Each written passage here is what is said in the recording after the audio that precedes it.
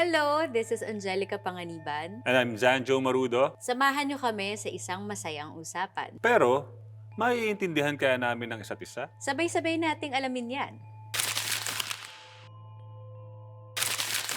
Okay, so may tanong ako sa'yo. If your character could say one honest thing out loud, what would it be? If your character could say one honest thing out loud.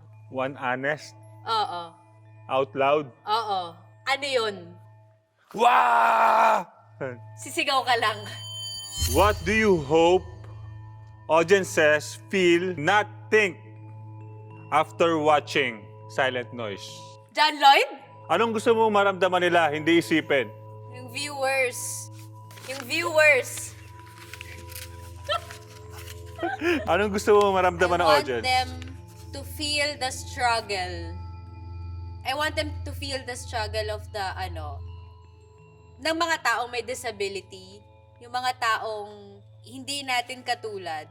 Kasi, di ba, nung ginawa natin yung series, mas naintindihan ko yung araw-araw na struggle ng mga tao na hirap makarinig.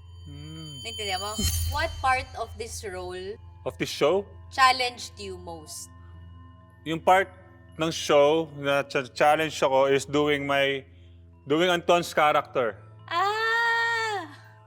Halos lahat ng emotions na pinagdadaanan ni Anton dito sa show na to, wala akong kilalang tao na naka-experience na nun.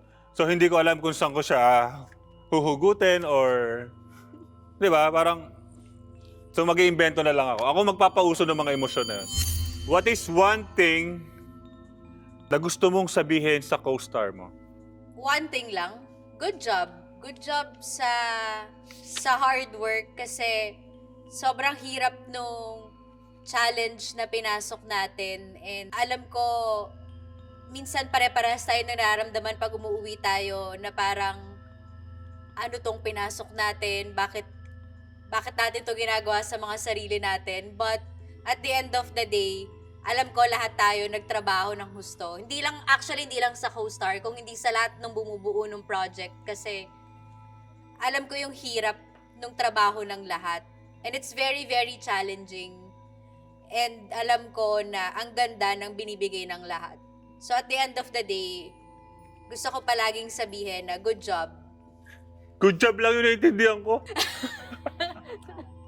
Hindi, mahirap yung ginagawa natin. What was the most unexpected joy of working on this project? Unexpected joy. Joy? Like joy? Happy?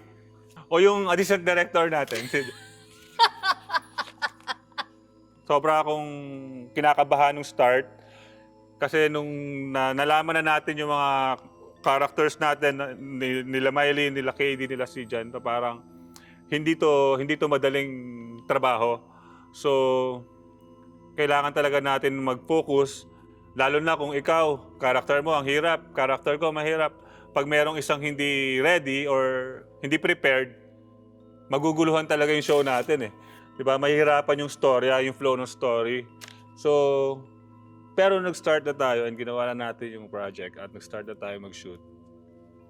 Yun yung parang naramdaman ko na, nasa isang page kami lahat. At tingin ko, unti-unti matatapos natin to. Kahit ganong kahirap yung project, kahit ganong kahirap yung mga roles natin, may tatawid natin ng tama. Kaya, masaya ako. Ano yung pinakaayaw mo?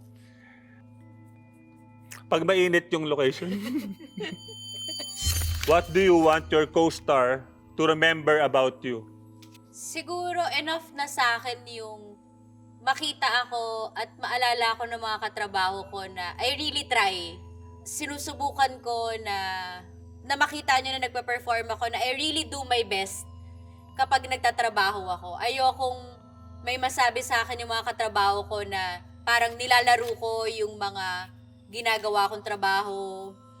So, gusto ko at the end of the day, maging proud sa akin yung mga co-actors ko.